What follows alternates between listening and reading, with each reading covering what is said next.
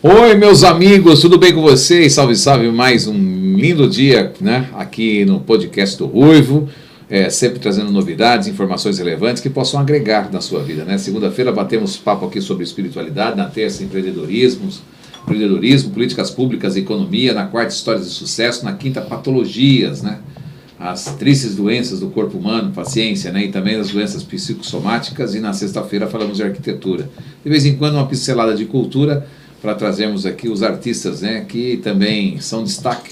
Às vezes não tem um renome, porém cantam até melhor do que essas pessoas famosas, né? Então a gente traz aqui para poder dar um holofote para eles também, né? Hoje o assunto é um assunto que realmente, dentro do mundo do direito, é importantíssimo, porque a gente está em empolgação de fazer sociedade, os contratos são feitos mais ou menos, e depois o casamento acaba, meu amigo, aí a história fica. E fora as rugas, né? Os ruídos, perdão, que tem durante o período de você ser sócio de alguém numa empresa, né? Quem já que não teve sociedade, não teve um certo atrito. E quando os agregados entram, então, né? Se é o filho que entra, a esposa que chega ali, não gosta muito da mulher do outro, é uma confusão. Então, dissolução empresarial é um negócio que tem que ser muito bem pensado, muito bem elaborado, e hoje temos a honra de receber aqui um advogado que tem mais de 18 anos de atuação, né? Trabalha hoje no escritório Bataglia e Pedrosa, na cidade de São Paulo, que tem um escritório aqui na cidade de Sorocaba também, e ele vai falar um pouquinho para a gente sobre essa questão do direito, né? Quais são os deveres e direitos das pessoas que estão no meio de uma sociedade.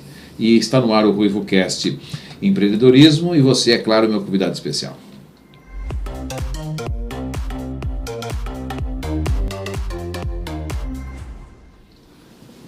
Currículo extenso do menino, hein? O menino ele é o pai da Alice, de 6 anos, a filha sempre tem que falar, né? Ah, por favor, sempre, senão quando eu voltar eu tomo bronca. É verdade, né? Alice, né? Belezinha. Nasceu em São Paulo, na capital, mas mora em Cotia, uma grande Viana, belo lugar, gostoso para fugir um pouco da loucura de São Paulo, né? São Paulo é loucura, mas é uma loucura que entra no sangue da gente e depois não consegue sair. Autor do livro Apuração de Haveres em Sociedade Simples, é especialista em litígios empresariais e societários, graduado em Direito pela Mackenzie, mestre em Direito de Negócios pela FGV, Master of Law em Direito Societário pelo INSPER, especialista em Processo Civil pela PUC, membro efetivo da Comissão de Contencioso Societário e Disputas de M&A, é isso que fala? M&A, da Embrandep, Instituto Brasileiro de Direito Empresarial. Presidente da Comissão de Compliance da OAB de Santo Amaro. É isso aí. Tá bom de currículo, hein? Chega? Bom. Ou quer mais ainda? Nada, não. Vai aumentar o currículo, não é? Tem que sempre aumentar. O advogado não pode nunca parar. Mas não dá para dar atenção para o filho. O que você prefere? Dar atenção para o filho ou estudar um pouco mais? tem que balancear as duas coisas. Não tem muito jeito. Tudo bem? Fez boa viagem? Tudo bem, tudo Como ótimo. sempre, um bom advogado sempre tem que estar bem elegante ou não? Olha, essa é uma polêmica, né? É uma polêmica até lá no escritório, o pessoal está sempre brigando para eliminar a gravata. A roupa faz jus ao conhecimento? Não faz jus, mas eu acho que... Mas o advogado tem que ficar elegante, Eu acho que faz parte do traje. Bonito. Obrigado. Enfeita nosso estúdio. Por exemplo, a carreira jurídica ela tem muito dessa questão da formalidade, né? Por exemplo, hoje de manhã eu estava no tribunal, quando você vai fazer sustentação, você tem que usar beca. Lógico. Não pode entrar sem beca, né? Então eu ainda sou desses que entende que o advogado precisa estar bem vestido, e eu acho que o cliente acaba respondendo também a isso, então acho importante sempre manter essas formalidades. Todas as pessoas deveriam dar bem vestidas. Seria o ideal, eleva a autoestima, traz mais segurança para a gente. Dentro do contexto da moda, estudei muito história da moda, eu sei como é que funciona. Mas eu pergunto isso porque a gente no interior, você fala assim, mas o cara começa falando de terno no programa da gente, é que no interior nós não estamos habituados mais, né? A cidade é muito quente, e aí a gente não vê muita coisa de terno e gravata mais na cidade de Sorocaba. A gente até via antes, né? Mas hoje é raro, você anda para a cidade que você não vê isso. No interior de São Paulo é assim. Mas sabe que tem umas pesquisas interessantes, Alex, principalmente na época da pandemia, que o pessoal acabava trabalhando de pijama, trabalhava em casa, etc.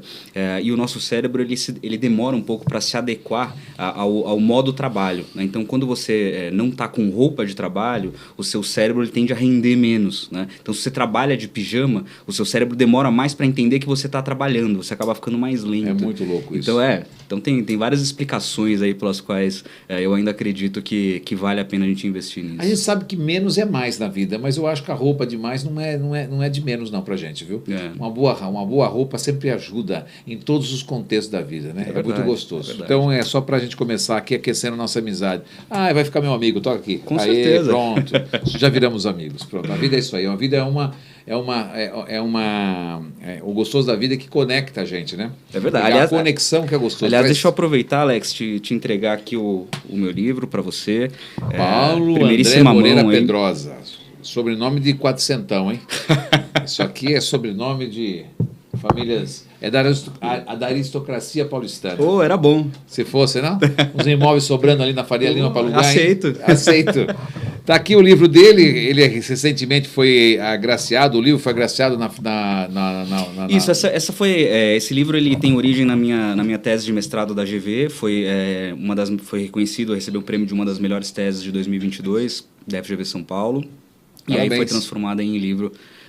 Apuração de haveres em sociedade simples. Exato. Sociedade simples. A gente tem vários tipos de sociedade. Né? Depois a gente conta um pouquinho melhor aí o que são sociedades simples, mas essa é uma sociedade simples, rapidamente, são aquelas sociedades de advogado, contador, aquelas sociedades formadas por profissionais liberais. A gente vai falar um pouquinho sobre essa questão da dissolução societária, né? Tudo começa com muita empolgação, às vezes, numa mesa, né? Quantas vezes a gente já não viu uma conversa? Às vezes pode ser numa mesa de bar, pode ser numas férias, né? Numa reunião ali entre amigos num escritório, uma oportunidade que aparece. Tem gente que fica muito, né, de olho numa oportunidade e de repente vê naquela pessoa uma luz dentro daquilo que ela estava imaginando e de repente se entrelaçam e tornam-se sócios, né? Mas a gente tem que deve ter uma preocupação ao montar uma sociedade, né, para iniciar um negócio, né? E quais seriam esses primeiros passos, doutor? Doutor Paulo André. Por favor, pode me chamar de Paulo, Alex. Olha que interessante. Você sabe que durante muito tempo o sonho do brasileiro foi ter a casa própria. Né? Eu estava vendo uma entrevista há pouco tempo atrás, uma pesquisa, e o sonho principal do brasileiro hoje é viajar pelo Brasil. E o segundo sonho é ser o próprio chefe, ter uma empresa, você conseguir efetivamente não depender de ser empregado de alguém. Desprendimento e independência, isso é bom. Exato. E daí a casa própria vem em terceiro lugar, olha que curioso. Que loucura, hein? Como mudou o comportamento brasileiro. Mudou o comportamento. E o problema é que muitas vezes no Brasil a gente tem aquele empresário de susto. Né? Então muitas vezes a pessoa é mandada embora, perde o emprego, pega o dinheiro da rescisão e pensa, vou empreender, vou montar meu próprio negócio, nunca mais quero trabalhar para ninguém. E aí acaba não refletindo ali sobre o que ela faria, se realmente tem aquele espaço de mercado, quem que vai ser o sócio, e muitas vezes monta uma empresa sem pensar muito bem. E isso muitas vezes acaba gerando uma mortalidade empresarial muito forte. Né? Eu trouxe algumas informações que eu achei interessantes, olha que curioso. 20% das empresas que são abertas no Brasil fecham no primeiro ano. 20%. 30% fecham em até 5 anos e 70% fecham em 10 anos. Então, você vê como a mortalidade empresarial, ou seja, o quanto as empresas têm de tempo de existência, no Brasil é uma coisa complicada. 70% delas não ultrapassam a barreira dos 10 anos. Tá? E isso, naturalmente, está muito ligado à falta de planejamento. Então, quando o sócio não reflete, não senta, não pensa, não escolhe bem quem vai ser o sócio, né?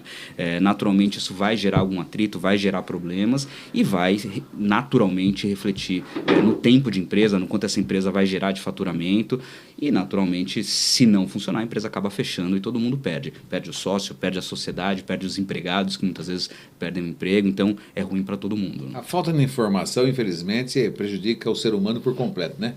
No seu mundo espiritual, no seu mundo material, né? Nas suas convicções, nas suas vontades de poder crescer, de realizar os seus sonhos. Se você não tem conhecimento, você não tem como buscar, né? Exato. E aí, quando você não tem, compete ao outro que tem habilidade para isso, né? Por exemplo, você conversa com um advogado, quando vai elaborar um contrato de sociedade. Você vai, por exemplo, falar para ele, vai por esse caminho, vai por esse outro caminho e vai ajudando as pessoas, então, a tomar um rumo. Principalmente porque eu acho que tudo na vida, mesmo com relacionamentos íntimos, e nos relacionamentos profissionais, a gente precisa ter um contrato e deixar muito às claras, né? Porque no meio do caminho sempre vem uma pedrinha que pisa no pé, pronto, né? E aquilo passa a odiar ao invés de amar. O amor que tinha no começo vira ódio no final. E o paralelo é perfeitamente verdadeiro, Alex. A sociedade é como se fosse um casamento. Assim como o casamento, você faz também um contrato, você não faz lá o antigamente regime não tinha, hoje faz, né? Faz. E mesmo se não fizer, a lei estabelece. A lei estabelece que o regime é o da comunhão parcial, é um contrato de casamento, né? O casamento ele tem natureza contratual. Da mesma forma, a sociedade. Então, quando você escolhe um sócio, tem que ser alguém que você efetivamente tenha ali uma conexão, seja uma conexão profissional, uma conexão pessoal, porque você vai ter que aguentar aquela pessoa durante muito tempo. Perfeitamente. Né? Então, o paralelo com o casamento é bastante verdadeiro. Ô, Paulo, me diga uma coisa, qual que é a diferença, só por curiosidade, do contrato social do capital social? O que é uma coisa e o que é outra? As palavrinhas são parecidas, né? O pessoal acaba muitas vezes confundindo. Contrato social, Alex, é o documento que cria a empresa. Então, vamos imaginar que a gente queira criar hoje uma empresa, eu e você, vamos montar uma sociedade para vender qualquer coisa que seja. O primeiro passo que a gente vai fazer é um contrato. Que vai reger ali as regras daquela empresa, quanto que é o seu percentual, quanto que é o meu percentual, quem que administra, como que a empresa, quais são as regras quando essa empresa eventualmente fechar. Isso fica no contrato social. É esse documento que eu levo para registro na junta comercial. Capital social não tem nada a ver com isso. Capital social é o valor inicial daquela empresa quando a gente abre ela. Então vamos imaginar que você vai investir 50 mil, eu vou investir 50 mil. O capital social dessa empresa que eu vou declarar na junta comercial é de 100 mil reais. Certo. Esse é o capital social da empresa. Isso vai ficar fixo lá durante muito tempo. Mas isso não entra no próprio contrato social da gente? Entra no próprio contrato social. O capital social é uma das cláusulas do contrato social. Perfeito.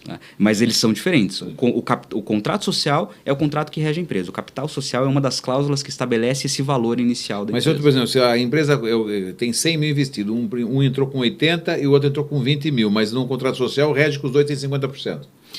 Pode isso também?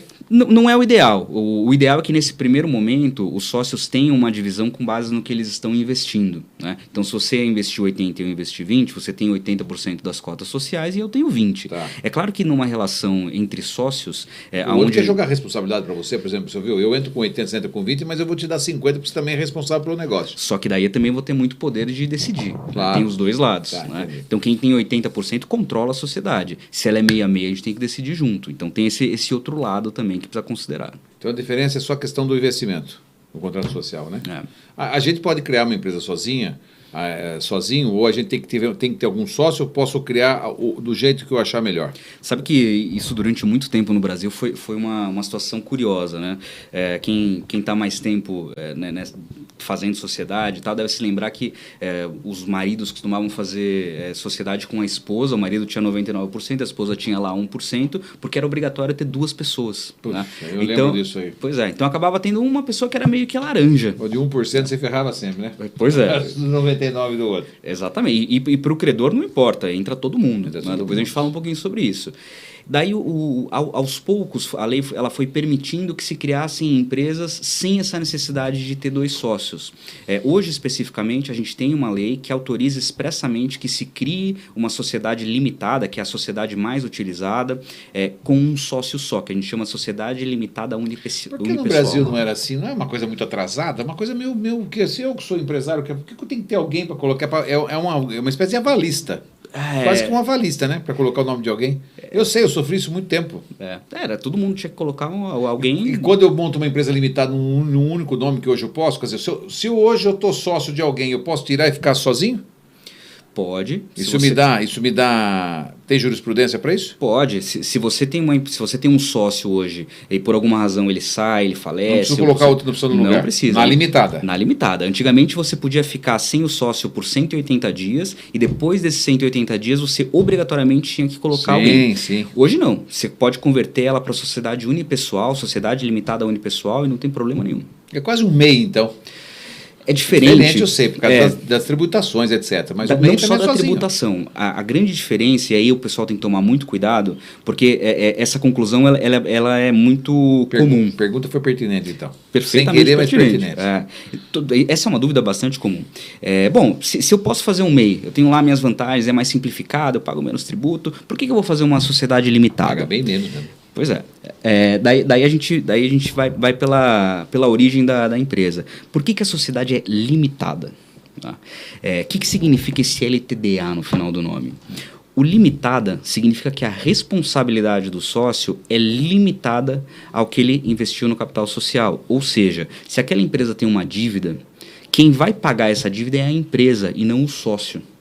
Tá? Então, a empresa foi lá, contratou um fornecedor, não pagou. O patrimônio da empresa é que vai responder, e não o patrimônio do sócio. E se a empresa não tiver patrimônio? Se ela não tiver patrimônio, a gente entra em algumas situações interessantes, depende da origem da dívida. Vamos pensar nessa dívida de fornecedor, tá? Que é uma dívida civil normal. Se ela não tiver patrimônio, o fornecedor toma calote, não passa para o pessoal do sócio. Tá? A não ser que ele tenha cometido alguma fraude, alguma situação mais grave, daí você tem Trabalhistas, por exemplo. Aí você tem as exceções. Né? O que são as exceções principais? Não vou perguntar mais nada, tudo tem um. Trabalhista, se a empresa não pagar, o sócio responde. Mesmo sendo limitada. Mesmo sendo limitada. Consumidor. Então, vendi lá determinado produto para um consumidor, a empresa não pagou. O sócio vai responder junto também. Tributário, o administrador responde junto também. Então, essas 3 situações específicas, trabalhista, consumidor e tributário, acabam tendo essa corresponsabilização do sócio. Tributário não abre mão. Tributário não abre mão. O leão é bravo. Né? A gente fica condenado na tributação, é um negócio impressionante. Porque também acho que deveria, como mesmo que acontece com os calotes com os bancos, deveria também o governo perdoar depois de 5 anos, né? Até existe a questão da prescrição tributária, né? A dívida ela acaba prescrevendo, acaba sendo 10, porque ele tem primeiros 5 anos para te inscrever na dívida ativa, depois mais 5 anos para cobrar, então acaba sendo 10 anos. Depois disso aí tem prescrição? Tem prescrição. Se não entrar com a ação, tem prescrição. O problema é que normalmente eles entram. A Fazenda. Ela entra só em coisas de milhões, né? Não, viu? A gente tem ações assim que o pessoal entra de R$100, R$200. Às vezes teve muitas essas ações em São Paulo, a gente tinha uma taxa do lixo, e era um valor absolutamente ridículo, R$50, e a prefeitura entrava. A prefeitura, mais fácil do que a Receita. A Receita entra também, mas só que é muito moroso. Né? Então, a chance do processo prescrever... Então, 10 anos prescreve, então. Prescreve. Não sabia disso, não. Muito legal conversar com você. Mas só concluindo, Alex, a grande questão da MEI... limitada. Do MEI, qual que é a diferença do MEI para limitado? Só a limitada tem essa limitação. A dívida não passa para a pessoa do sócio, salvo nessas exceções. O MEI não. O MEI ele responde junto por qualquer dívida. Então, se a empresa não pagar, automaticamente... Mas o MEI também tem uma limitação, né? O cara só pode... Essa é uma coisa interessante. Você falou capital de 100 mil, por exemplo. Eu tenho uma empresa de 100 mil. Aí cheguei no banco, o banco me deu um crédito de 200, não paguei o banco. Eu não tenho um capital de 100 mil, como é que o banco me dá mais de 100 mil? E é isso, como que o banco argumenta cobrar uma dívida sua de 200 se você tem um capital só de 100? Me explique isso. Não deveria. Né? O problema é que o capital social ele acaba sendo um pouco... ele é uma grandeza fixa. Então, muitas vezes a empresa ela tem um capital social pequeno de início, só que ela cresce muito ao longo do ano. E ela não melhora E ela não aumenta o capital. Tá. Então, se o banco consegue perceber isso, fala, não, os caras estão faturando lá 1 milhão, 2 milhões, 10 milhões, o capital tá inferior à realidade, muitas vezes ele concede o crédito acima do capital social. Isso é um argumento, mas não deveria. Isso é um argumento, não deveria mesmo. O seu contrato social aqui não tem como prestar 200 para você. Você tem 100 mil aqui, nem 100 mil pode te emprestar, enfim. Aí uma coisa também que é muito complicado na hora de fazer. Você é um contador nesse caso, não sei se é o contador ou o advogado, né? Porque aqui você está falando como um advogado contador, ou contador com advogado, né? Eu sei que nós estamos falando de dissolução, mas estamos partindo para outro assunto aqui. Como escolher a melhor tipo de empresa, né? Aí vai ter que sentar para saber o que tipo que é. Sociedade simples, limitada, SA, EDSADA. O MEI não precisa saber, né? O MEI, se você vai faturar até 200... Quanto que é o MEI hoje? O MEI, 81 mil. Só isso, aumentou, doutor. Acho que, não sei, não pode foi ser. Dá uma olhada, por favor, para quanto que é o MEI. Acho que tinha um projeto para aumentar, não sei se já aumentou. 81 mil, 81 mil é o cara que vende pipoca. 81 mil. Não é empresa, né? É uma nano empresa, né? É uma nano empresa. Microempreendedor individual. Né? Daí é pouco dinheiro, né? Porque é que você tem a diferença do MEI e do ME. Né? A MEI é microempresário. Daí vai até 250, não vai? Exato, daí é mais. Aí é mais, né? Aí você vai ter 360. Qual que é a melhor empresa? Depende do que você está pensando em termos de diversos fatores, tá? Se você está começando uma empresa pequena, sozinho, o MEI pode ser que funcione bem. Né? Você vai ter uma facilidade, você vai ter efetivamente ali uma redução na carga tributária, então pode ser interessante. Se você tem vários sócios, se você já tem um negócio mais consolidado, daí não vai fazer sentido. Evidentemente, você nem pode, você tem que partir para uma limitada. Se eu tenho mais de um sócio, não tenho como ser MEI. 2 sócios tem que ser limitado. Daí tem que ser limitado. Tem que ser limitado, é só o simples. Então, são coisas diferentes. Meu Deus do céu, me perguntou. Ai, socorro. Você não coça a cabeça? Pois é. Qual a diferença, então? O simples posso ter 2 sócios? O simples é enquadramento tributário. Ah, tá, já é outra coisa, é verdade. Você tem três grandezas. Você tem porte, você tem natureza jurídica e você tem enquadramento tributário. Natureza jurídica é SA, limitada, SPE... É o nome que vai se dar o estilo de contrato. É o tipo de empresa, tá. Exatamente. Já o porte, daí é microempresa, empresa de pequeno porte, empresa de médio porte, empresa de grande porte. Okay. E o enquadramento tributário, daí é uma coisa diferente, daí sim você vai KNAI. ter... O KNAI é a atividade que ela exerce. O enquadramento tributário é se ela vai ser simples, se ela vai ser lucro presumido, se ela vai ser lucro real. Tá. Esse é o enquadramento tributário. É uma confusão e até os advogados e contadores têm que pensar para responder, porque é muita sopa de letrinha. Né? Mas são 3 grandezas diferentes. Uma coisa é natureza, outra coisa é porte, outra coisa é enquadramento tributário. Isso o advogado pode ajudar muito na orientação ali com o contador para poder deve, né? Porque aí ajuda muito ali, né? Na orientação. Isso pode trazer um benefício muito grande lá na frente, né? São um mecanismo de defesa para os sócios, não é isso? Se você começa errado, você vai ter problema inevitavelmente. E esse é um trabalho que o contador nos ajuda muito, é um trabalho de 2 profissionais, literalmente, então a gente precisa do contador para operacionalizar tudo isso, toda essa parte de junta comercial, contrato social, isso acaba ficando com o contador, que naturalmente também tem esse conhecimento da contabilidade da empresa, do que é melhor em termos de enquadramento tributário, e também o advogado para entender qual que é o melhor formato de empresa. Então, inevitavelmente, se quiser começar bem, vai precisar desses 2 profissionais. Você senta com o seu advogado e senta com o contador. Eles vão trabalhar juntos para te ajudar a entender qual que é o melhor formato. Perfeitamente. Eu vou fazer uma pergunta para você, mas eu acho que eu responderia que eu acho que é óbvio, né? Eu sendo dono de uma empresa, a empresa tem lucro, eu posso fazer retirada. Isso seria o normal. E por que não é normal? Vamos lá. O que faz que eu não tenho direito? Como que eu não tenho direito? Se eu sou sócio desse negócio aqui, eu não posso tirar dinheiro.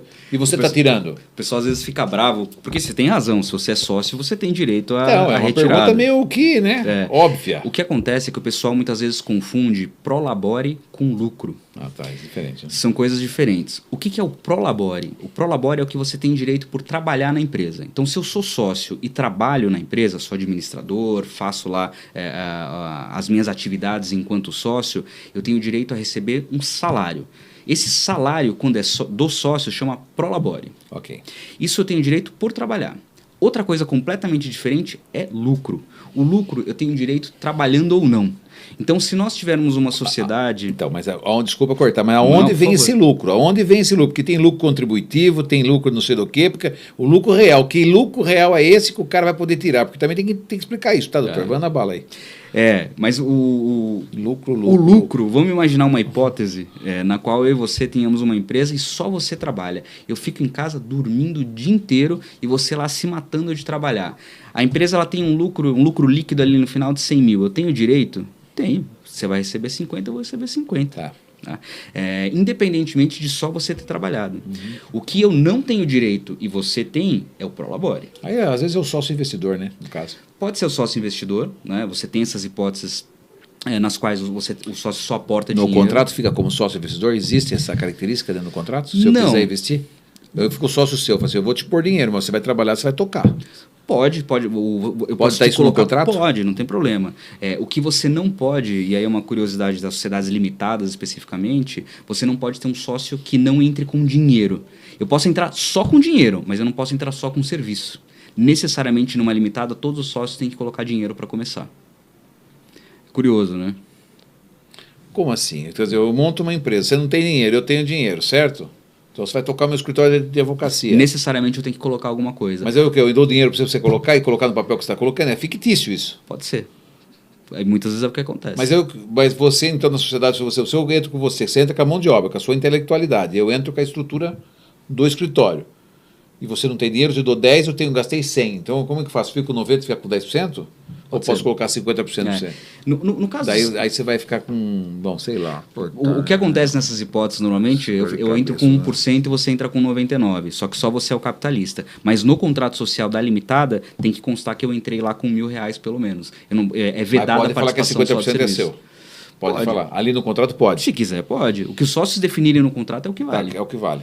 Tá, entendi. É mais para poder entender, né? E esse negócio de todos os sócios poderem assinar pela empresa? Pedir empréstimo, contrato social, contrato, etc., essas coisas. Essa é uma situação complicada, Alex, porque muitas vezes a gente imagina que pelo fato da pessoa ser sócia, ela pode assinar pela empresa, ela pode ir lá no banco pegar empréstimo, ela pode contratar, e não pode. Né? Necessariamente a gente tem que ver no contrato social... Que eleger um. Quem é o administrador. Pode ser todos, pode ser um, dois ou todos, mas tem que ver quem é o administrador. É o administrador que vai poder assinar pela empresa. E muitos contratos sociais estabelecem até limites. Então, olha, ele pode assinar contratos até 10 mil, até 100 mil. Então, necessariamente, quando a gente está negociando com uma empresa, a gente tem que checar no contrato social quem é o administrador e quem tem poderes para assinar. Tá, em caso de dívida, por exemplo, né, o sócio pode ter que pagar tais dívidas também ou não? Em relação ao compromisso da empresa, todos os sócios? Pode. São aquelas situações que a gente comentou. Mas se colocou limitado, não vai entrar na questão pessoal. Se for uma dívida simples, não. Dívida com fornecedor, etc., morre ali na pessoa da empresa. Se a empresa for tem tributário, se for trabalhista, consumidor, daí passa. Daí tem que pagar. Daí entra aquela importância que o Remo comentou aquele dia, de você ter uma holding, de você ter alguma proteção patrimonial para você não ser atingido por isso. É, porque... Como é que a gente faz para tirar um cara que é uma laranja podre da sociedade? Porque também tem a laranja podre, né? O cara que começa lá, ele implica com tudo, ele parece que não quer que a coisa ande, e aí os sócios se implicam, né? Ou um único sócio. Como que eu faço para tirar? Você é uma laranja podre do meu negócio. Como é que eu faço para tirar você? É uma dificuldade, a história do casamento, né? Porque quando tem vários sócios é mais fácil. Pega 2, 3, peraí, os 3 aqui estão falando isso, então acho que a maioria, não sei se tem... Como é que funciona isso? A gente volta no paralelo do casamento. Muitas vezes você casa ali com sócio, você monta a sociedade e depois você descobre que não era nada daquilo que você estava pensando. Tá? Daí como que a gente faz para tirar esse sócio da empresa? Você tem algumas opções, não necessariamente você precisa ir para o judiciário. Tá? Hoje a lei ela determina que se você tiver no contrato social uma previsão de exclusão extrajudicial, você pode tirar esse sócio numa reunião. Então a gente convoca uma reunião de sócios. Eu preciso da maioria dos sócios, representativos da maioria do capital, ou seja, se a gente tem 3 sócios, eu preciso de 2 sócios que queiram tirar o terceiro e eles têm que ter a maior parte do capital social. Vamos imaginar que cada um tenha 33%. Se eu tenho 2 sócios, eles vão ter 66%, eles têm a maioria dos sócios e a maioria do capital. Eles conseguem excluir esse terceiro sócio extrajudicialmente. Não precisa nem entrar na justiça, Não precisa nem entrar na justiça. É só comunicar. Convoca, faz uma reunião, dá direito de defesa, ele tem direito de se defender. Eu preciso apontar uma justa causa, então, olha, eu estou te excluindo porque você fez alguma concorrência desleal, porque você praticou algum ato contra a empresa, eu preciso justificar o motivo pelo qual estou excluindo e excluo extrajudicialmente. Agora, tem que estar no contrato social. Tem que estar no contrato social. Se não tiver essa previsão... Os contratos sociais, o contrato social que tem por aí não tem nada disso. São terríveis, os contratos sociais são terríveis. A gente usa muito o modelo antigo ainda. Então hoje tem que ser muito minucioso para fazer um contrato. Essa é a chave. É você pensar antes o que vai acontecer. Tá? É isso que o brasileiro não faz e é por isso que a gente tem tanto problema. O que normalmente acontece? O pessoal pega um modelo da internet do contrato social, muda o nome, manda lá para o contador manda para a junta, aprova, nem sabe o que está escrito. Não tem previsão de nada, não tem previsão do que acontece quando o sócio quer sair, do que acontece quando você precisa precificar a empresa, ou seja, eu vou vender preço, a empresa, né? Como que eu faço para saber o preço? Né? E por isso que a gente tem tanto problema, porque os sócios não pensam antes. Esse é o grande problema do brasileiro. Por isso que 70% das empresas, imagine a confusão que deve dar no meio do caminho, né? Exato. Fora esses caras que recebem 13º, não, que recebem a rescisão da empresa, monta com alguém, vamos lá montar, entra com outro, o cara é um pouco mais esperto, o contrato vem vago, o contrato é vago, né? Não prevê nada. Quando dá o problema é que você... Melhorou um pouco nesse sentido? Não, ainda é muito melhorou muito pouco, viu, Alex? A gente encontra contratos sociais assim que você lê e fala, olha, não é possível, ninguém literalmente leu aquilo. Né? São Paulo vê isso também? Tem muito, demais. A exceção é você ter contratos bem redigidos. Tem uma pesquisa da FGV bastante interessante, já faz alguns anos, mas ela ainda é bastante atual, que em 56% dos contratos que foram pesquisados pela FGV, você não tinha cláusula sequer prevendo o que acontece quando o sócio quer sair. Né? Isso em São Paulo. Né? Você imagina no Brasil inteiro o que são esses números, né? Então, realmente são contratos muito ruins e isso gera problema no futuro, inevitavelmente. Com certeza, né? Isso a gente precisa entender mais. Eu também, se fazer um contrato hoje, não seria igual a de 10 anos, mas nem com a vacatuça. Mas essa vacatuça, você não lembra dessa, né? Isso é coisa do interior. Não, lembro. É?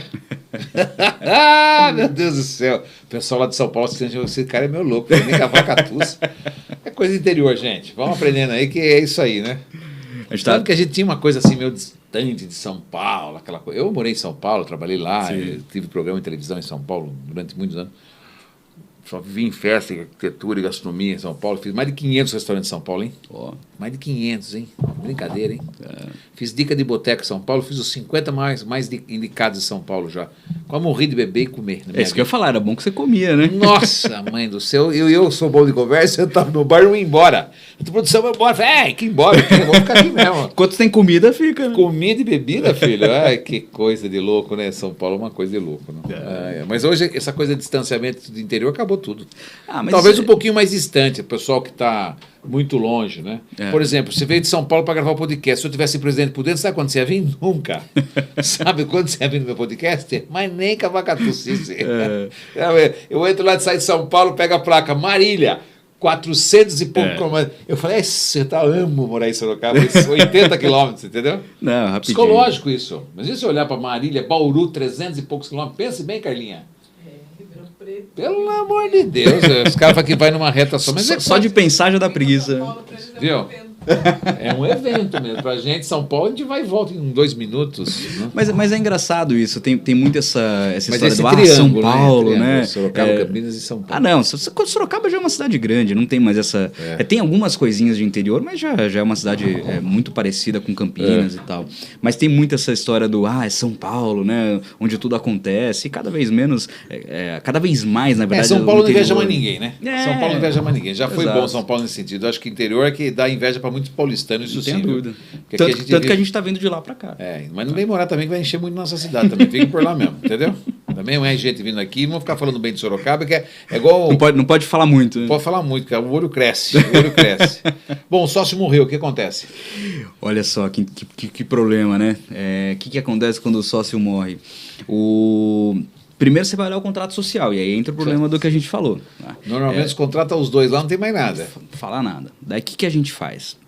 A lei fala o seguinte, olha, se o sócio morreu, você liquida as cotas dele. O que é isso? Você vai ver o quanto vale a participação dele e vai entregar o dinheiro para os herdeiros.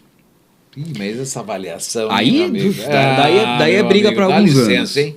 Aí se não for o cara formar o caráter ali, que boa parte gosta de uma mentira, né? Como é que faz? O grande problema é a avaliação, justamente. Né? Mas tem outra opção. Se você não quiser entrar nessa briga da avaliação, os herdeiros, se os sócios aceitarem, se os herdeiros aceitarem, podem entrar na sociedade. Mas se o sócio não aceitar? Daí não dá. Daí tem que liquidar e pagar o valor. Se tivesse no contrato, aí era obrigado.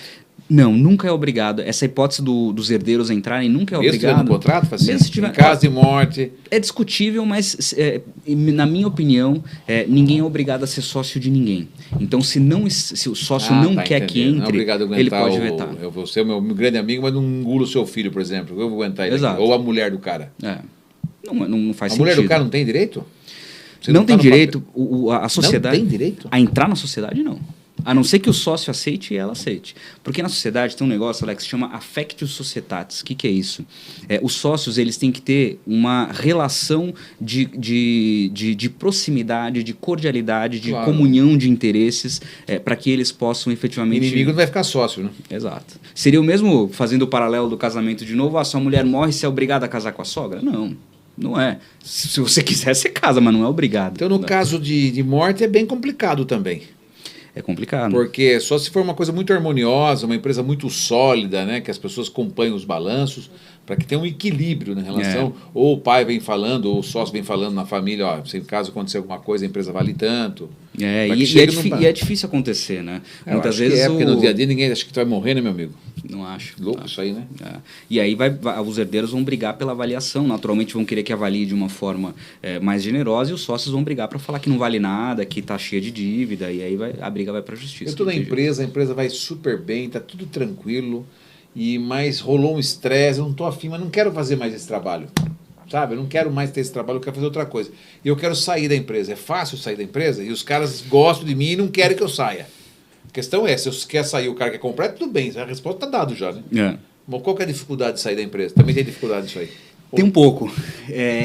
Depende do tipo de empresa, Alex. Porque imagina o seguinte... O tipo de modalidade de empresa? Modalidade de empresa. O que, por exemplo? Imagina o seguinte, exemplo aí. Vou te dar um exemplo. Você é acionista da Petrobras. Você tem lá ações da Petrobras. Você é sócio da empresa? Você é sócio, você é acionista. Se você quiser sair, eles são obrigados a comprar suas ações? Não. Você tem que ir lá no mercado e encontrar alguém que compre. Você tem que encontrar um comprador que aceite as suas ações. Certo. Isso em ações. Ações. Que é uma sociedade normal, tá? Quando você compra as ações de uma empresa, você é sócio da empresa. Né? É um pouco diferente, porque naturalmente você não consegue comandar, você não consegue ter tantos direitos quanto uma sociedade limitada, mas você é sócio. Agora, pensando no mais comum, que seria uma limitada, daí sim você pode sair. Daí você notifica os seus sócios, fala, olha, não quero mais, vou sair. Tá? Dentro de 60 dias você está fora da empresa oficialmente, então você notifica com 60 dias de antecedência, deu 60 dias você está fora e aí você vai brigar pelo valor. E aí a gente entra no mesmo problema que a gente tinha no falecimento do sócio. Mas eu não posso receber, só se tiver uma Tem que receber, o problema é quanto. Aí é a mesma coisa do sócio que morre, então. É a mesma coisa do sócio que morre. Aí vai ter que aguentar o que os caras vão falar ou o que o advogado vai tentar comprovar na justiça. Aí que a briga começa. Justiça, não é extrajudicial mais. Aí, daí, se não concordar com o valor, daí é briga. Agora, se chegar a conversar, tudo bem, quer sair, tudo bem, os sócios concordam. Tranquilo, aqui, chegou no valor, tal, daí não tem problema nenhum. Senão ele sai naturalmente, se comunica, ó, estou saindo. Sai do contrato social. 60 dias depois que ele vai requerer. Entrar na justiça para pedir apuração de haveres. Que é justamente o tema do livro, a apuração de haveres. Que é a dissolução... O que é a apuração de haveres? É justamente aqui, ó, saber o quanto vale a cota do sócio que está saindo. Tá aqui, ó. Muito legal isso aqui que você está fazendo, hein? Aqui, o presente livro busca analisar se as sociedades simples podem ser dotadas de aviamentos se tal sobre valor pode ser considerado na apuração de haveres do sócio retirante, excluído ou falecido, em especial analisando a relação entre o aviamento e a reputação dos sócios como um direito da personalidade. Você sabe que É muito louco isso aqui, uma coisa que eu não sabia também para sair da sociedade, ou seja, eu mando, comunico, tenho 2 meses para depois para requerer uma parte minha, se eles concordarem, se não concordar, vai para a justiça ainda. Daí vai brigar pela forma como avalia. E é curioso, Alex, que muita gente não tem ideia do quanto sua empresa vale. Então, se pegar um empresário e falar, escuta, quanto que vale a sua empresa? Todo mundo acha que é bastante, né? Ou acha que é bastante. Ou não sabe, ou acha que é bastante. Né? Porque sempre, uma empresa vale 5, às vezes a empresa dele não vale nem 300 mil. Pois é. Não é assim que funciona? A gente sempre acha que o nosso vale mais, né? Vale mais, exatamente. Isso é muito louco. Mas é uma curiosidade. Se o cara quer sair da empresa, tem que ter toda essa burocracia. Não é fácil entrar em sociedade, não, meu amigo. Não é. Tem que pensar muito bem, refletir bastante se quer entrar, né? Conhecer o seu sócio. Né? Aí eu pergunto para você, doutor, sócio é bom? É bom. Não dá para dizer que é ruim, porque assim, obviamente 2, 3, 4 cabeças pensam melhor do que uma. Então a sociedade, ela é uma coisa boa. Sócio é bom, Priscila? Acho que ela não gosta muito. Né? Sócio é bom, Carla? Eu acho. Tá bonitão, né, filha? Pelo amor de Deus, hein? Tá fraca não, hein? Essa assessora, você viu que a assessora que arrumaram? Pois é, você viu que chique? Coisa boa, bonita. Diz que o sócio é bom, Diogo? Bom. Complementa? Um sócio foi com uma historinha, né? Os 2 sócios foram tomar café na padaria.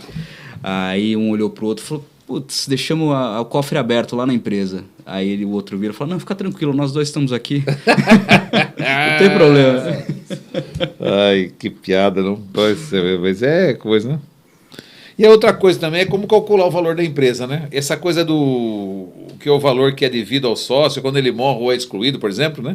O valor da marca mesmo, que valor é esse, né? E a carteira de clientes é considerada. Como é que a gente faz toda essa formação? Mas isso é a função sua na dissolução societária, é isso? É função do advogado Você e tá a função do perito. É o perito.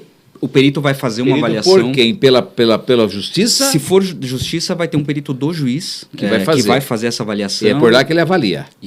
Mas antes faz contrata um perito particular para poder fazer uma avaliação. Igual um corretor que vai ver uma casa. É isso? Exato. E daí? Daí começa a briga, né? Mas tudo vira briga, doutor, pelo amor de Deus. Pior que vira. Eu devia ter estudado para advocacia. Mas sabe como que não vira briga? Pelo amor de Deus. Vocês ganham Se tiver no contrato social, o cara como espirra, que... vira briga, cara. O cara chora, vira briga. O cara põe a mão no cabelo, vira briga. Impressionante, hein? É só não brigar com o sócio. Agora entendi porque tem tanto advogado no Brasil. Pois é. É um advogado... Quer ver? Eu vi uma pesquisa isso aí. Lá nos Estados Unidos, aqui no Brasil... É um advogado para cada 100 pessoas, nos Estados Unidos é um para cada 800 pessoas. É um dos países que mais tem advogado por cabeça. Eu sei que é uma coisa...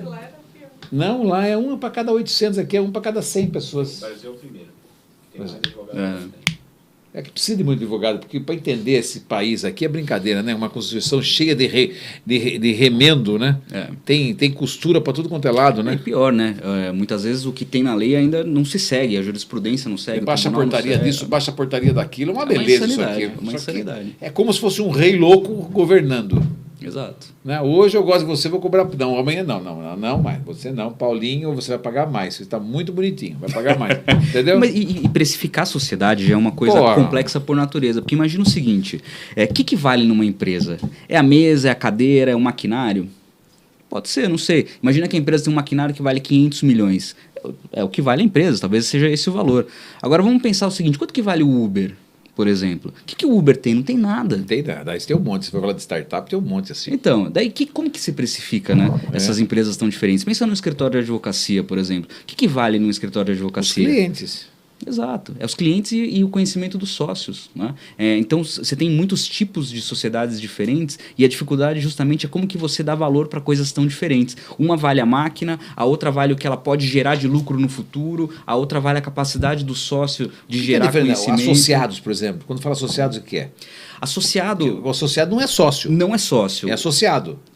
O associado... Boa pergunta, Alex. Oi, vó. Obrigado, Brasil. Boa. O associado... É muito disso, né? Associados. Que chique, bonito. Como que é a figura do associado? O associado é o seguinte, é o cara que não é sócio, mas também não é funcionário. Ou seja, é para não deixar o cara... no meio termo. É para o cara não ir lá para o pau, lá para a Justiça do Trabalho. Mas especificamente para escritório de advocacia, a OAB ela autoriza você contratar como associado. Então é um advogado que ele entra no contrato social como não é sócio, não tem direito a lucro, ele é associado, mas ele não é funcionário. Então ele pode ter 5%, 10%, 15%, depende do acordo. Não tem percentual. Não tem percentual? Não tem percentual. Ele é associado sem percentual. Ele isso é só um associado. jeito de dar um tapão só da peneira com o negócio do Ministério do Trabalho. Não é mais ou menos isso, é? É igual assim, pipoco, conversa mole do cacete. Vamos falar que é verdade? Entendi já. Agora entendi associados. Você vai ser associado aqui, ou seja, eu não vou te pagar os direitos, porque não tem como que não. Mas na advocacia não existe isso. Vocês já estão acostumados, já entraram na faculdade saindo como autônomos, sim, como profissionais liberais, não tem jeito. E assim faz parte, e outra, cada vez tem que ser mais assim mesmo. Mas a gente precisa ter essas formas diferentes de organizar o trabalho. Não adianta a gente imaginar que tudo tem que ser CLT, porque daí não funciona. Né? O imposto que você paga sobre um funcionário CLT é muito alto. Então, você precisa ter esses mecanismos de criar outras formas de organizar não tem como, o Brasil é inchado. Vou fazer uma pergunta para você que não está aqui no script, mas eu vou perguntar como empresário. Né? Eu fui empresário. Nossa Senhora da minha aparição, Deus é misericórdia da minha vida. Deus é Pai. Estou na empresa. Vou sair da empresa. O Diogo é meu sócio, certo? A empresa está lá, só que a empresa está pagando. Tem uma máquina de 500 milhões, mas ela tem uma dívida dessa máquina. Tem lá um faturamento não sei de quanto, a empresa vale tanto, mas tem uma dívida trabalhista não sei de quem que está pagando por mês. Aí tem lá uma dívida com o banco, aí tem uma, sei lá, tem dívidas. Na hora eu saio da sociedade, eu levo as dívidas juntos? Isso não estou falando de falência, tá? De falência, eu sei que a gente já leva metade, inclusive até a esposa do cara e a família inteira. Hein? A falência, vai todo mundo pro vinagre. Não exatamente você leva a dívida junto, mas pode ser que você tenha que pagar para sair. Imagina nessa hipótese. Imagina que a empresa tenha mais dívida do que patrimônio. Ela tem 500 mil de patrimônio e 1 milhão de dívida. Você está preso. Você tem que pagar para sair. Puxa, não tem jeito. Se o patrimônio líquido, né, o PL que a gente fala, ele é negativo, ferrou. Você tem que pagar. Se é 100 mil e você tem 50%, você tem que deixar 50 mil na hora de sair. Caramba. Não tem jeito. Você viu como é que são as coisas? Vai assinando aí, uma empolgação as coisas. Tem gente que aperta o botão também né? E vai que vai, né? Não é assim? Mas se ele quiser sair, ele sai como? Ele não consegue sair da sociedade, então? Sem pagar, não consegue. Ele fica lá, ele pode até não fazer mais nada, pode até abandonar o barco, mas ele vai ficar com o nome. Vai ficar. Se não pagar, tem que sair, vai ter que ficar. Isso em qualquer modalidade de sociedade? Qualquer modalidade. É uma questão de responsabilidade, né? Se você não arca com o seu... E se ele morre, se um sócio morre e está em dívida, fica para quê? Vai falar que passa para a esposa a dívida do cara? Não passa. Aí fica mais tranquilo. Essa pergunta também não estava no script. Mas vamos, essa é boa.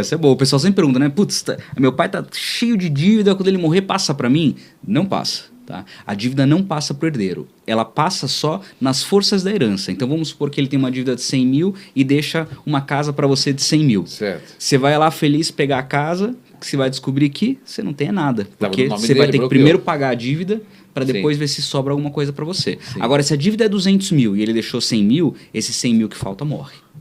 Daí o credor que fica seja quem for, tributação, seja quem for, trabalhista... Não passa para o herdeiro. Não tem nenhuma modalidade de dívida no Brasil que passe para o herdeiro. Pelo menos. Vai desejar que alguém morra. Às vezes é bom. Se tiver seguro de vida, então... Seguro. Mas seguro de vida você consegue receber antes de pagar a dívida? Se tiver dívida? Se tiver dívida, pega também. Pega também? Tem algumas modalidades que dá para você tentar fugir. Modalidade? Como assim? Dependendo do seguro que você faz, o Remo que sabe melhor essa história, nem vou entrar muito em detalhe, porque eu não sei muito bem. Que louco, né, meu? Mas tem um tipo de seguro que você faz que você recebe antes de pagar a dívida. Estou lendo essa pergunta aqui agora. Quando a empresa não tem bens, como, por exemplo, um escritório de advocacia. É o que a gente comentou. Onde todo o valor é decorrente de prestação de serviço e não decorrente da existência de máquinas. Acabamos de falar sobre isso. É justamente essa história. Eu nem entrei aqui e já perguntei. Legal, né? É difícil. E essas sociedades profissionais, né, escritório de advocacia, contador, são um dos mais desafiadores para a gente avaliar, justamente porque não tem patrimônio. Então ele vale muitas vezes o que o sócio traz, né? Vale o conhecimento do sócio. Como é que você avalia isso? Né? Essa é a grande dificuldade que a gente tem que... Do 0 a 100, quantos... Você tem esse percentual de quantas empresas são de sucessão familiar? 90%? Olha, tem muitas. Eu tinha essa informação, sinceramente não me lembro de cabeça, mas no Brasil a grande maioria das empresas tem origem familiar. E quando a gente entra nessas discussões familiares... Então, como evitar essas brigas aí? Pois é, você tem mais uma... A holding é uma saída. A holding é uma saída porque ela organiza... Mas é para quem tem um pouco mais, né? Também. A holding é para quem tem um pouco de patrimônio, pelo menos um... Já foi no passado, o holding era para quem tinha muito dinheiro. Hoje em dia não. Se você tem um pouco de patrimônio, já vale a pena. Até para você organizar a sucessão patrimonial. Entendi. Mas quando você entra em empresa familiar, e as empresas familiares dificilmente sobrevivem à troca de geração, essa é uma coisa bem interessante também. A maior parte das empresas, quando quem fundou a empresa morre, dificilmente ela sobrevive a essa troca de geração. Muitas vezes a empresa acaba fechando por diversas razões. E isso acontece porque não foi bem organizado os papéis de cada um. E aí, muitas vezes, os filhos não estão preparados para assumir a gestão, acabam entrando na empresa e não têm conhecimento do negócio. Tá? Então, é importante você ter, quando você monta uma holding, você pode criar essas organizações, quem que vai administrar, quem que vai cuidar, como que vai funcionar quando o fundador morrer. Então, dá para você organizar tudo isso de uma forma muito mais lógica. Agora, o problema nas empresas familiares é que, além de você brigar com o sócio, você está brigando com o seu pai, com o seu irmão, e isso muitas vezes acaba destruindo a família toda. Né? Então, empresa familiar é muito complicado. Tem que ter regras muito claras, tem que ter um contrato social. Normalmente a gente faz até um segundo contrato que a gente chama de acordo de cotistas. Né? Então a gente vai ter o contrato social que é registrado na junta, a gente tem um segundo documento que a gente chama de acordo de cotistas, onde a gente vai estabelecer, por exemplo, que o marido não pode trabalhar na empresa, quais são os horários. Subcontrato. É um subcontrato e ele não é registrado. Qual que é o problema do contrato social? Mas ele vale como regra? Regra ou lei? É uma regra, né? É uma regra e tem plena validade entre os sócios. O contrato social, qual que é o grande problema dele? Ele é público. Então tudo que você colocar lá, todo mundo vai poder ver. É só entrar no site da junta comercial que você vai ter acesso. O acordo de cotistas não. Ele é um documento entre os sócios. Mas ali faz um cala-boca ali. Ali você vai estabelecer o que você quiser. E vai ter total validade. Porque a gente vê muita empresa também, não sei se vocês concordam, eu conheço algumas inclusive, mas que, por exemplo, às vezes está lá o pai, está com a empresa legal, tem um filho que está tocando a empresa, certo? Mas os outros só querem... E não vai, e a hora de ver o negócio lá começa a dar palpite. Dá palpite de fora, mas não está ali no negócio. Mas o pai também não toma atitude de colocar ali na coordenação a pessoa, não dá o devido valor, né? Comanda e deixa o outro trabalhar, um trabalha, né? e às vezes ganha um pouquinho igual aos mesmos que estão lá fora sem fazer nada, só sugando. Isso é um problema muito sério no Brasil também. Não tem muito disso aí que você Tem acompanha? muito, demais. Qual que é a dica que você dá para esses casos? Acordo de cotistas. Tem que estabelecer quais são as regras. Né?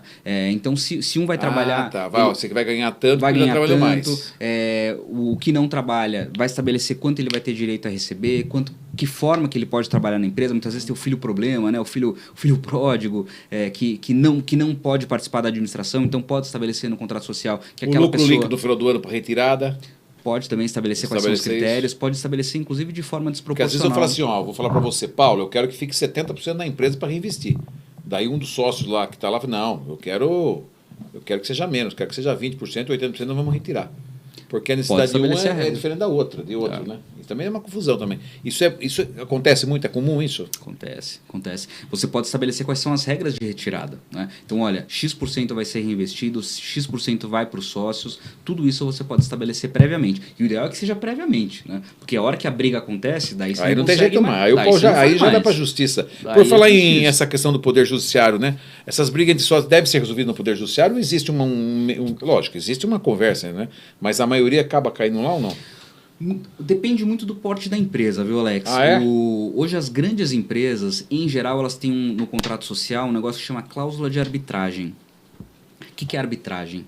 É uma forma alternativa de resolução de conflito que é diferente do Poder Judiciário. Então, quando eu tenho uma cláusula arbitral, eu não vou para o Poder Judiciário. Eu nem posso ir para o Poder Judiciário, nem se eu quiser. Necessariamente eu tenho que ir para uma Câmara Arbitral. Câmara Arbitral. Exato. Daí são instituições privadas, tá? Onde você tem árbitros, que normalmente são advogados, contadores, peritos. A gente vai eleger uma dessas pessoas e ela que vai julgar o caso. E o que ela decidir... Você contrata essa empresa, então? Contrata essa empresa, contrata uma câmara arbitral. Que não é o caso de vocês, né? Vocês são advogados. Nós somos advogados, exato. É diferente. Daí você tem várias câmaras arbitrais, né? E aí você contrata essa câmara arbitral. Vamos supor que nós sejamos sócios e estamos brigando. A gente vai lá, contrata uma câmara arbitral, a gente paga para o perito, escolhe quem que vai ser, que vai julgar. E o que ele decidir, está decidido e não cabe recurso. E é totalmente sigiloso. Caramba, isso aí foi a justiça que deve ter criado isso. Foi criado... Para evitar problema na justiça. Justamente para evitar. E a grande vantagem, e a razão pela qual as grandes empresas acabam optando por essa forma de resolução, é porque é sigiloso. Né? Então, quando você tem uma briga numa empresa, essa briga vai para o Poder Judiciário, todas as mazelas, todas as brigas daquela empresa ficam públicas. E isso pode ser ouro na mão do seu concorrente. Né? Num processo, é tudo público. Qualquer um pode entrar lá no site do Tribunal de Justiça e ver o que está acontecendo. Isso gera desvalorização, isso pode levar a abertura de segredo comercial, tem várias implicações. Começa a abrir um monte, né? Um monte. E a arbitragem não. A arbitragem é 100% sigilosa, então acaba valendo bastante a pena. As pessoas sabem disso? Muito pouco. Para grandes empresas, porque sim. Às vezes parece que é uma pergunta meio óbvia, né? Mas ninguém sabe de nada, gente. Né? Você vê como a falta de informação. Jesus já falava, né? Conhecimento e sabedoria liberta. Pois é. E é a pura verdade, né? Inclusive no direito. E sabe que muita gente acha que... Às vezes o pessoal até sabe da arbitragem, mas acha que é muito caro. A arbitragem é muito caro. Não é tão mais caro do que o Poder Judiciário. O Poder Judiciário também é caro. Ele é caro para entrar na justiça. Qualquer processinho ali... Então acaba sendo quase equivalente. É um pouco mais caro, mas se você considera o tempo... Você paga quanto de taxa? Você vai pagar 1% para entrar com a ação. Daqui a pouco... 10 pau? E vai aumentar, viu? Agora mudou a lei, vai aumentar. Pensa quanto dinheiro tem o Supremo Tribunal Federal. E se recorrer é 4%. Aí já vai aumentando. Porque você vai para o terceiro lá é 4%, não é? TJ, segundo instância, é 4%. A terceira também. Mas se eu for para o TJ, eu pago 4%. Você paga 4% sobre o valor da causa. Então, sua causa era lá 400, 1 100 mil ou 1 milhão. Vai para 40 mil. Fora os 10 que eu já paguei na primeira. Vai somando. E depois tem que pagar mais 4 para ir para o Supremo? Depois o STJ e o STF são um pouco mais baratos, curiosamente. Daí você vai pagar mais ou menos na casa de 200, 300 reais. O mais caro é o TJ, que é os 4%. Caraca. Fora todas as outras custas, né? Você vai pagar 10%, de 10% a 20% para o advogado da outra parte, se você perder. Você tem um monte de custas no meio do processo. Hoje em dia, uma perícia de uma avaliação de empresa, para começar a brincar, uns 30 mil. Então, meu filho, tenta resolver as coisas, dá um beijinho no sócio, pede perdão, dá aquela piscadinha, abre um vinho, pega uma porçãozinha. Uma maracujina. Uma maracujina e se ame de novo. Porque o orgulho leva o cara só se ferra. A arrogância, o orgulho. Você tem que acabar nesse mundo, gente. Pelo amor de Deus, chega disso, não dá mais. O mundo não é mais isso. Essa maldade, essa casca da maldade tem que sair dos seres humanos.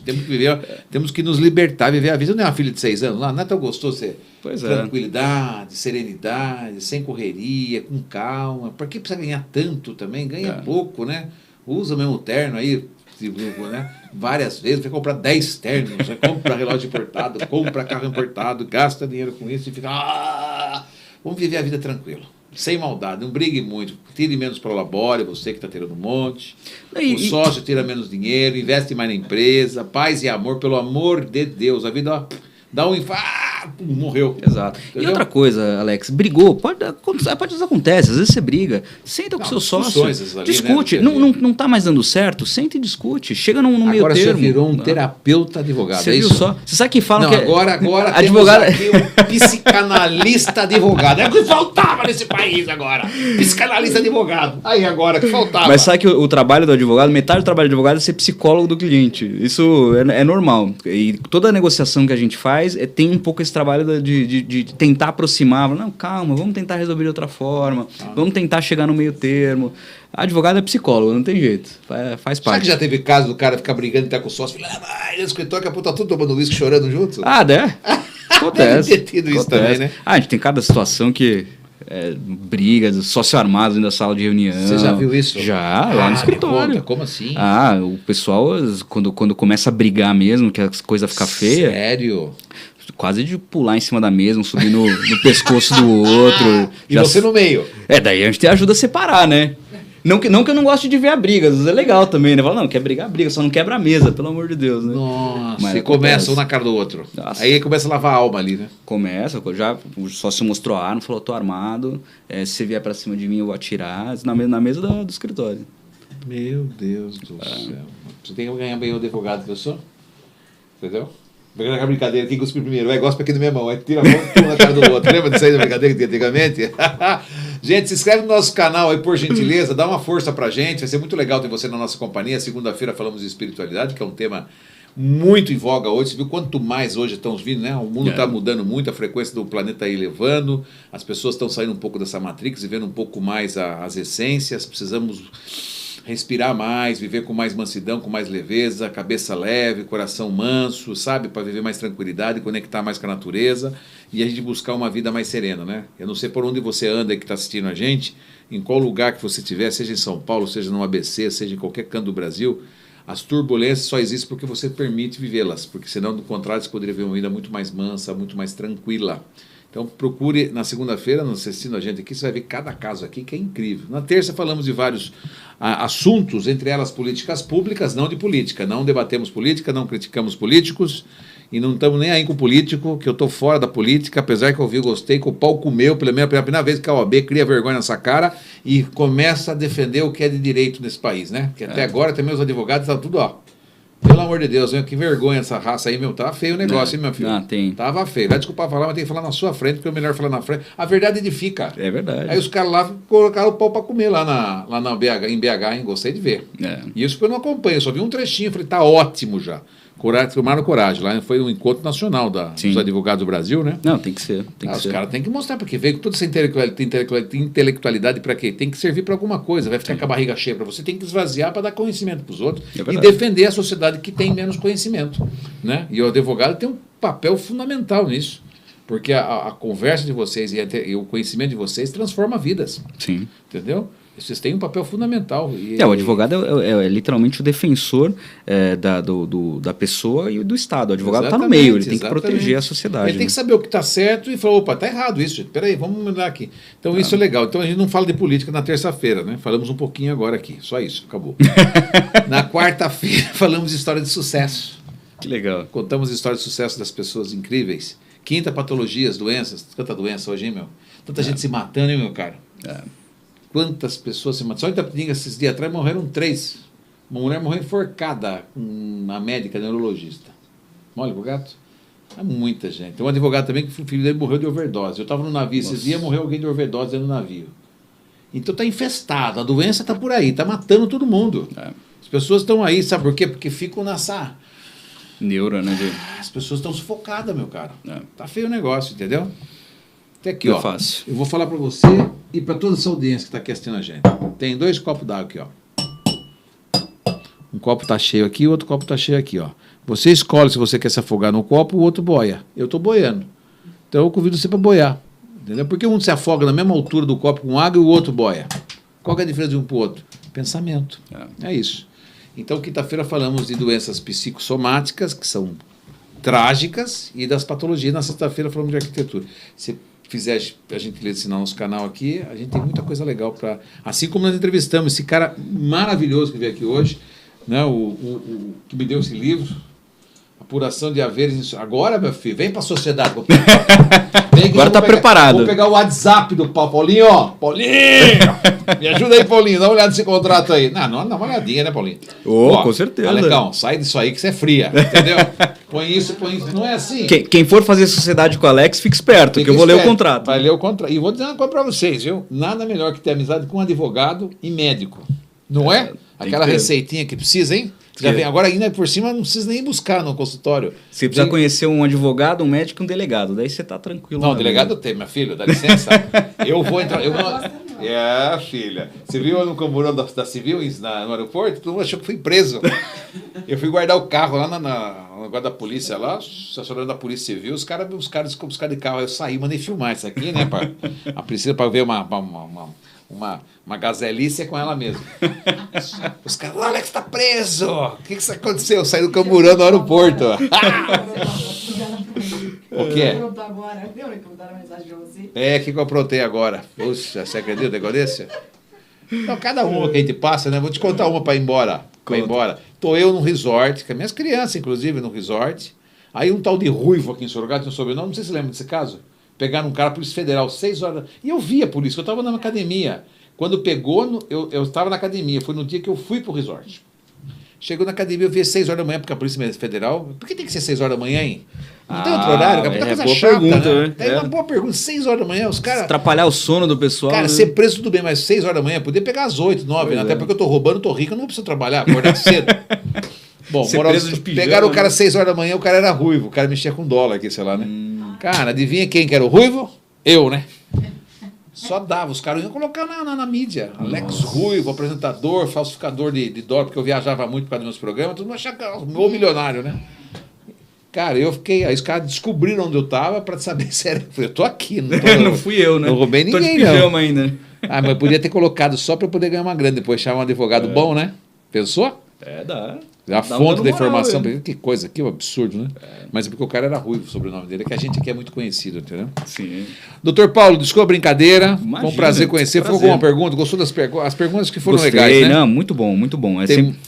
Pode falar. Não, acho que é sempre legal falar desse tema. Acho que é importante que todo mundo que tem empresa busque saber sobre essas peculiaridades aí que envolvem o mundo do direito. Até porque quando dá problema, vai precisar disso, né? Eu sei que é um tema chato, mas todos os sócios precisam, não tem muito como fugir. E as pessoas, quanto mais preocupação tiver nos dias de hoje, é importante, porque a gente não sabe até onde vai a insanidade das pessoas. Exato. E muitas vezes não é nem a questão do sócio, às vezes a pressão que o cara sofre no particular da vida dele ou outra situação que ele está vivendo e que pode implicar diretamente na sua sociedade. Então, um casamento bem feito é um casamento bem escrito, né? Você tem que fazer uma descrição de tudo que você vai fazer e colocar os direitos e deveres. Quanto mais minucioso for, mais seguro você está, e para o seu sócio também, e para uma sociedade viver mais de forma harmônica, né? Não precisava nem eu ter vindo, você já sabe tudo. É isso, coitado. Mandar um abraço pro pessoal da Batagra, o Remo e o Remo Batalha, eu, Paulo Pedrosa. Você é o Paulo Pedrosa? Eu sou o Paulo Pedrosa. Não sabia. Você é sócio do Remo? Isso. Eu comecei a falar, quem que é o Remo, quem que é o Paulo? Não, mas não é, gente, não é. Eu não me liguei da sociedade, desculpa, meu. É verdade, eu nem me liguei que você era o sócio do Remo. O Remo que veio aqui, então você é o Paulo. Pô, que prazer. Pô. Meu Deus do céu. Pronto. Não tem nada demais, gente. Deixa eu mandar um abraço para os dois. Achei que você era um advogado social. É bom que ele ficou apontando para minha foto e pensando, esse aqui Pois é, você está aqui mesmo. Olha, eu nem me toquei nisso. Olha a galera toda, que bacana. Parabéns aí pelo céu. Aliás, Alex, aproveitar para mandar um abraço lá pro pessoal do escritório, tanto aqui da filial lá quanto de São Paulo. Tá todo mundo assistindo lá a gente agora. Mandar um abraço aí para todos. Para minha esposa, para Alice, minha filha também. Fala, se eu não mencionar ela briga comigo depois. E vocês no escritório podem parar de tirar sarro de mim aí, isso é pecado, hein? Vocês parem com isso aí, hein? Pelo amor de Deus. Foi falha aqui minha, mas tudo bem. Nada. Tem que fazer um short desse pedacinho. Meu Deus do céu, gente. E você que está querendo comprar uma casa aqui na cidade de Sorocaba, na região, nós temos uma imobiliária. Isso é nossa, inclusive, né? Você está precisando vir para Sorocaba, viu? Pois é. Aí você precisar de uma casa no Alphaville aqui, em qualquer condomínio fechado. Nós temos aí a Jackson Nunes Negócios Imobiliários, que é uma empresa nossa. Nós trabalhamos também com o mercado imobiliário, né? E nós estamos gravando aqui no Shopping M, uma loja de 25 anos, uma das mais conceituadas, aqui no interior, como vocês podem ver aqui em São Paulo. A galera de São Paulo vem comprar móveis aqui, que a gente entrega aí planejado tudo. É mais barato que São Paulo. Em 40 dias o planejado está instalado depois da assinatura do contrato. Aliás, impressionante. Muito bonito. A loja. Mostra as imagens da loja, por favor. Aí, para as pessoas... Vá. Aí está aí a Shopping M, cravado aqui na zona sul da cidade de Sorocaba, no Campolim. E aí os móveis são entregues em São Paulo. Aliás, tem muita gente de São Paulo que compra aqui. Podia entregar um vale-compras aqui para os convidados, né, Alex? Com certeza.